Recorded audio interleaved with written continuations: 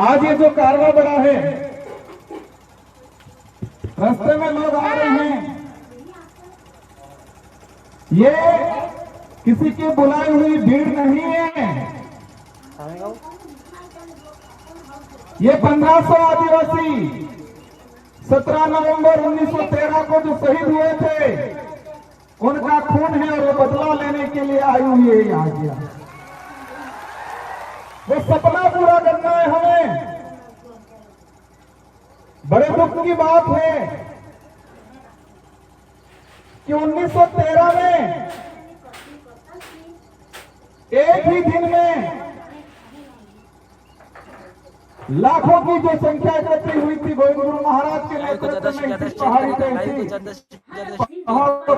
आसपास के 2 से 3 लोग और उस समय तात्कालीन जो राजा राजकुमार रोड आए भाषण दे अंग्रेजों की तरफ से लाइव शेयर नहीं कर सकते, गोलियां चलाई लोग कर दो लाइव में। और सभी और इस नरसंहार में चैनल को सब्सक्राइब नहीं कर इस पहाड़ी पे महिला भी थी, बच्चे भी थे, बड़े बुजुर्ग भी थे, जवान भी थे। और एक ही दिन में अगर 1500 लोग 1500 के करीब लोग एक साथ मरते हैं, तो आसपास का जो मध्य प्रदेश, वर्तमान में राजस्थान, गुजरात, महाराष्ट्र, जो उस समय बिल टेरिटरी के नाम से जाना जाता था, उस इलाके में क्या स्थिति बनी होगी। हम देखते हैं हमारे गांव में, अगर गांव में कोई एक्सीडेंट हो जाता है कि व्यक्ति मरता है, तो पूरे गांव को तकलीफ होती है, पूरा गांव दुखी होता है, पूरा गांव शोक व्यक्त करता है। और जिस परिवार का व्यक्ति की डेथ हुई है, वो परिवार सालों तक ऊपर नहीं आ पाता है। तो इसी पहाड़ी पे 1500 आदिवासी एक साथ मारे गए 1913 के दौरान। तो इस इलाके में कितना मातम छाया होगा, कितना डर घुसा होगा, कितना दुख हुआ होगा। ये जो गांव पड़ा था, वो गांव आज तक नहीं भरा है। तो वो लड़ाई किसकी लड़ रहे थे? मैं इन इतिहासकारों को कहना चाहूंगा, जिन इतिहासकारों ने बिल प्रांत की मांग को लेकर यहाँ पर भक्ति के माध्यम से आंदोलन खड़ा किया था। मेरे को भी लगेगा भक्ति के माध्यम से लेकिन आप लाइव देखते, लेकिन उद्देश्य था, अंग्रेज से लड़ाई थी कि हमारा अलग से बिल प्रांत दिया जाए, ये उद्देश्य था। माध्यम भक्ति था। भक्ति के माध्यम से बिल प्रदेश की जो लड़ाई लड़ी जा रही थी उस समय, और उस इतिहास को, उस सच्चे इतिहास को कई इतिहासकारों ने 2-4 लाइनों में सिमट दिया, कह दिया कि भक्ति आंदोलन हो रहा था और 1500 आदिवासी मारे गए।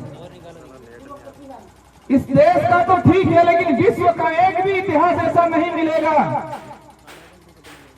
एक भी घटना ऐसी नहीं मिलेगी जहां सिर्फ भक्ति की जा रही थी और गोलियां चलाई थी। आपने किने गले उतरे, अगर हमारे पूर्वज सिर्फ नर्ग बजाता, भजन करता, सिर्फ भक्ति करता, तो क्या इस बात से अंग्रेजों को दिक्कत थी क्या? सब्सक्राइब करें, बाकी बहुत अच्छी कहानी। भक्ति करने से सिर्फ दिक्कत नहीं थी, लेकिन भक्ति के माध्यम से समाज को जागरूक करके अलग बिलराज कायम कर रहे थे, उस बात से उन लोगों को दिक्कत थी। लेकिन इस इतिहास को बदल दिया गया, उस इतिहास को दबा दिया गया। मैं इस विचारधारा को धन्यवाद देना चाहूंगा, इस विचारधारा की शुरुआत में काम करने वाले लोगों को धन्यवाद देना चाहूंगा, जिसकी बदौलत दबा हुआ इतिहास वापस उजागर हुआ और आज लाखों की संख्या में इसी पहाड़ी पे ये कारवा खड़ा हुआ है। इस कारवे के साथ हर समुदाय का व्यक्ति यहाँ प्रतिनिधित्व कर रहा है, माइनॉरिटी का भी है, एससी समुदाय का भी है, ओबीसी का है, कई जनरल के भाई भी हैं। हमारे साथ वो हर व्यक्ति है जो मानवता में विश्वास करता है, सपने देखते देखते लेकिन अभी तक पूरा जिसके अंदर छुआछूत है, भेदभाव है, जिसके अंदर शोषण की भावना है, वो व्यक्ति इस विचारधारा का हमेशा विरोध करेगा। जिस व्यक्ति के अंदर ये भावना है शोषण की, छुआछूत की, शोषण की, वो व्यक्ति हमेशा हमारा विरोध करेगा और हम भी ऐसे लोगों को विरोध करते रहेंगे हमेशा के लिए। हर उस व्यक्ति का, हर उस समाज का सम्मान करेंगे, हर उस व्यक्ति का सम्मान काम करेंगे, जो मानवता में विश्वास रखता हो, जो छुआछूत विश्वास नहीं रखता हो, जो शोषण में विश्वास नहीं रखता हो, इन सभी लोगों का, उन सभी समाज का हम सम्मान करेंगे। हमारे पूर्वज भी करते आए थे और हम भी करते, लेकिन अब वो वक्त नहीं रहा। शोषण होता आया है समाज में, बिल प्रदेश की मांग है, कई लोग चाहते हैं, पूछते हैं क्यों। दुख की बात यह है कि हमारे भी समाज के, इस समाज का सर्टिफिकेट लगा के अधिकारी कर्मचारी नेता बन जाते हैं और वो ये भूल जाते हैं कि मैं किस सर्टिफिकेट लगाने की वजह से। मैं ये उनकी योग्यता पर सवाल खड़ा नहीं करना चाहता, लेकिन आदिवासी समुदाय का वो व्यक्ति ये कहे कि मैंने आदिवासी का सर्टिफिकेट नहीं लगाया और मैं सिर्फ मेरी योग्यता से आगे बढ़ा, ऐसा कोई माई का लाल हो तो बताओ। दुख होता है जिस समाज का सर्टिफिकेट लगा के बड़ा पेट करके बैठते हैं, बड़े अधिकारियों की पोस्ट पे बैठते हैं, लेकिन उस समाज का आदमी उनके पास जाता है तो वो हीन भावना से देखते हैं। लेकिन वो वक्त भी आ गया है कि ऐसे लोगों को भी समाज समय आने पे समाज के बीच में नहीं बैठने देगा और उनके अंतिम संस्कार में 4 लोग भी उनको कंधा देने वाले नहीं मिलेंगे। ये वक्त भी आ रहा है। आज तो समाज की स्थिति बनी हुई है, बिल प्रदेश की डिमांड इसलिए है, बिल प्रदेश नहीं बनने से हमारा आदिवासी समुदाय कुछ राजस्थान में हो गया, कुछ मध्य प्रदेश में, कुछ महाराष्ट्र में, कुछ इधर गुजरात में, और उसी की वजह से हमारा समुदाय 4 हिस्सों में, 4 राज्यों में बटा। उस वजह से हमारी संस्कृति का विनाश होने के कंगाल पे चली गई, हमारा इतिहास दबा दिया गया और हमारा जो भौगोलिक क्षेत्र है, इस भौगोलिक भूखंड के अंदर जो खनिज है, उन खनिजों को निकाल के 4 राज्यों का राजकोष में जमा किया और आदिवासियों को इसका फायदा आज तक नहीं मिला। सबसे बड़ी बात यह है, देश के अंदर कुपोषण का आंकड़ा निकाल के देखें, देश में कुपोषित इलाका अगर आता है, रेड इलाका, तो यही बिल प्रदेश की टेरिटरी जो वर्तमान में 4 राज्यों में बटा हुआ है, उसी इलाके के अंदर भुखमरी है, कुपोषण है, अशिक्षा है। तो उसके जिम्मेदार उस समय तत्कालीन जो लोग राज्यों का पुनर्गठन करते थे, राज्यों का निर्माण करते थे, उन लोगों ने इस समुदाय के साथ अन्याय किया गया। कई लोग कहते हैं कि नई पार्टी, नई विचारधारा के लोग इस मांग को कर रहे हैं। हम तो 1913 में जो गोविंद गुरु महाराज ने जो मांग रखी थी, जिनके लिए 1500 आदिवासी शहीद हुए थे, उसी मांग को हम आगे बढ़ा रहे हैं। हम कोई नया काम नहीं कर रहे हैं। और इस बात को लेके कांग्रेस के कई नेताओं ने ये बात रखी है और वर्तमान टीएडी मंत्री, और देखा है मैंने राष्ट्रीय पार्टियों के टीएडी मंत्री वो बनाया जाता है जो किसी के इशारे पे चलता है, उनको पर्ची पकड़ा दी जाती है और उनसे पढ़वा दिया जाता है। ऊपर मार खाली रे बिल्कुल ऊपर मार जाते कि नहीं बोली। नंदलाल जी मेरा टीएडी मंत्री थे, भाजपा से ही बिलोंग करते थे, उन्होंने खुद कहा था बिल प्रदेश बनना चाहिए, तो बाबूलाल जी आप कौन सी खेती मिली है जो आज कह रहे हो नहीं बनना चाहिए। कई नेताओं ने कांतिलाल जी पुरिया मध्य प्रदेश से उन्होंने आपकी बात रखी थी, गुजरात के कई नेता बात रखी है और राहुल गांधी जी खुद यहां बोल के गए हैं कि आदिवासी देश का मूल मालिक है। तो क्या बाबूलाल जी उनसे भी ऊपर चले गए? ऐसा लग रहा है मुझे। मैं कई बार कहता हूं, आप यहां पर जो आए हैं वो गरीब परिवार से आदमी आया है। इस आंदोलन में, इस कार्य में जो पहुंचा है गरीब परिवार से, जिसके पास पैसा नहीं है, दौलत नहीं है, बड़े बड़े बंगले नहीं है, गाड़ियां नहीं है, लेकिन वो यहां पर आया है क्योंकि उसका जमीन जिंदा है, इसका जमीन जिंदा है। उनके अंदर यह है कि मुझे आत्म स्वाभिमान की लड़ाई लड़नी है, मेरे पूर्वजों का अधूरा सपना पूरा करना है, ये दिमाग में है। हमारे भी समाज के बहुत सारे पैसे वाले ऐसे लोग जो पेट भरने की लड़ाई लड़ते हैं, सुख सुविधा अर्जित करने की लड़ाई लड़ते हैं, स्वाभिमान की लड़ाई नहीं लड़ते हैं। और नेशनल पार्टियों को भी हमसे यही दिक्कत है, हमें यही चाहते हैं, हमारे से यही चाहते हैं कि आप सिर्फ भौतिक सुविधा की बात करो, पेट भरने की बात करो, सरकारी गेहूं की बात करो, आप अधिकार और जल जंगल जमीन की बात मत करो, ये चाहते हैं वो लोग। हम सिर्फ 2 रुपए गेहूं की बात करेंगे, हम रोटी कपड़े मकान की बात करेंगे, ये बात करते हैं तो किसी पार्टी वालों को हमसे दिक्कत नहीं है, लेकिन हम जल जंगल जमीन की बात करते हैं उनको दिक्कत हो जाती है, हम की बात करते हैं उनको दिक्कत हो जाती है, और धर्म की बात करते ही पूरे आग बबूला हो जाते, पूरा फपड़ जाते हैं ये लोग। फपड़ते नहीं फपड़ते?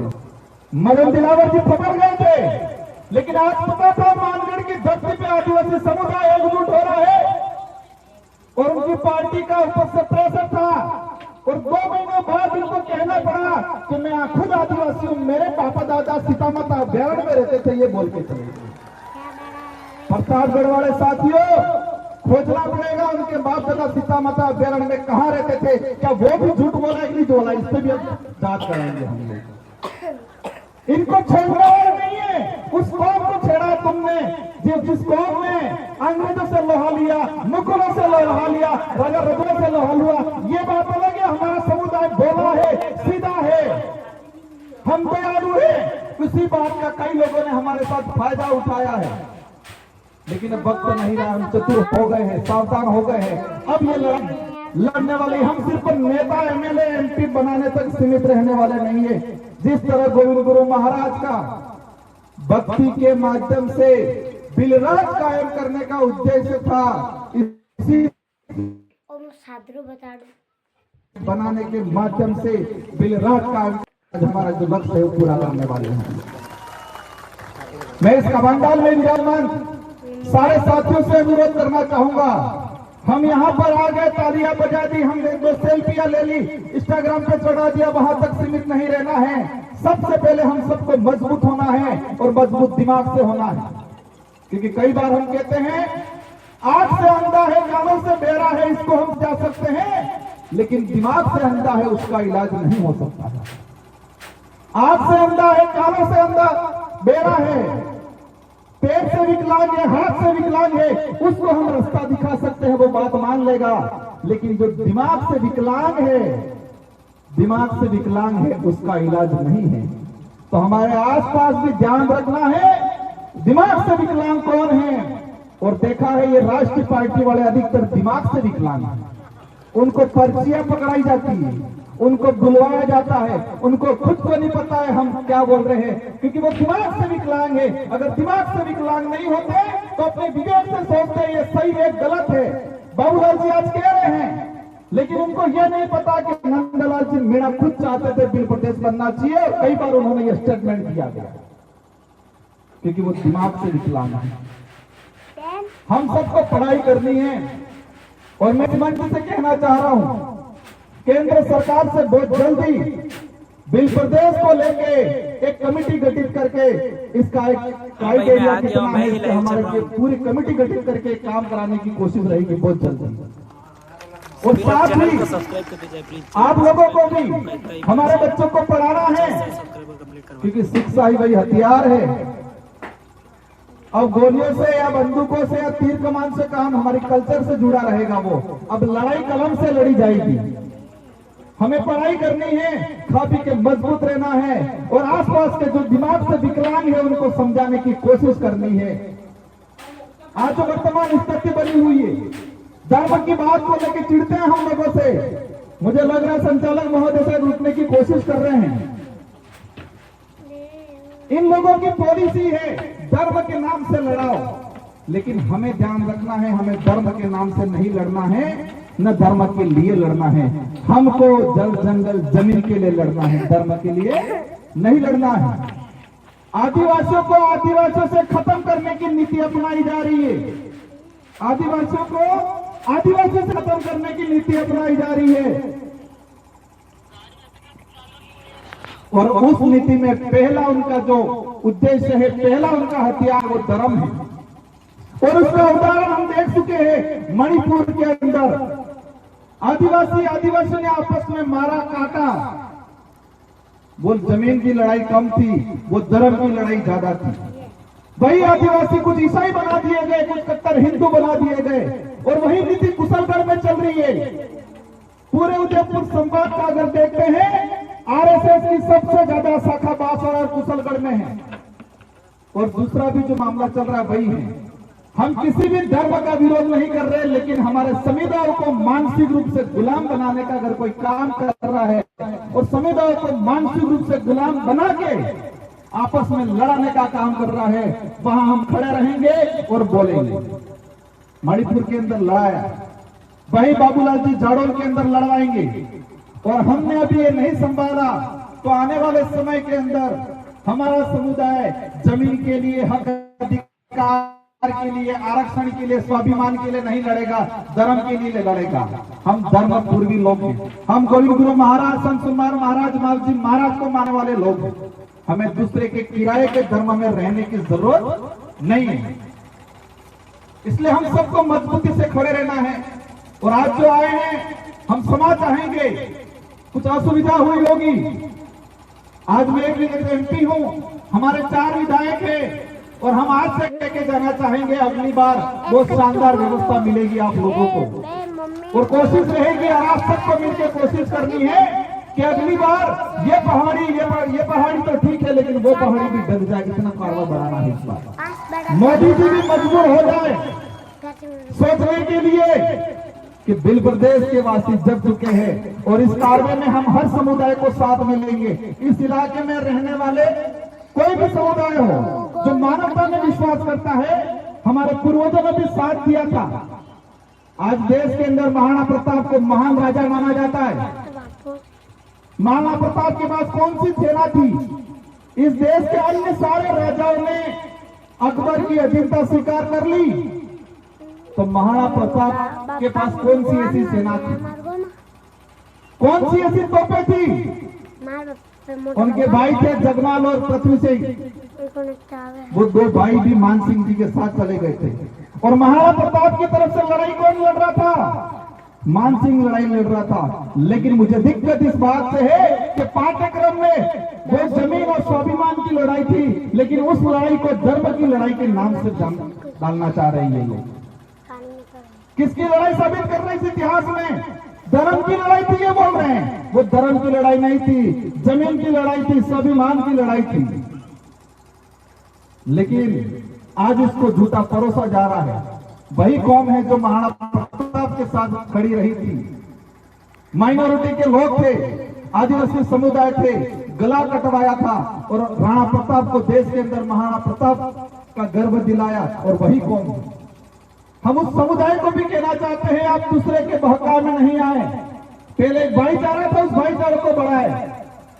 मैं दोबारा वही कहना चाहूंगा, हर उस व्यक्ति का हम साथ देंगे, हर उस व्यक्ति को साथ रखेंगे जो मानवता में विश्वास रखता है, छुआछूत, भेदभाव, शोषण की नीति से दूर रखता है, और हर व्यक्ति का हम साथ देंगे। साथियों को शांतिपूर्वक तरीके से जाना है।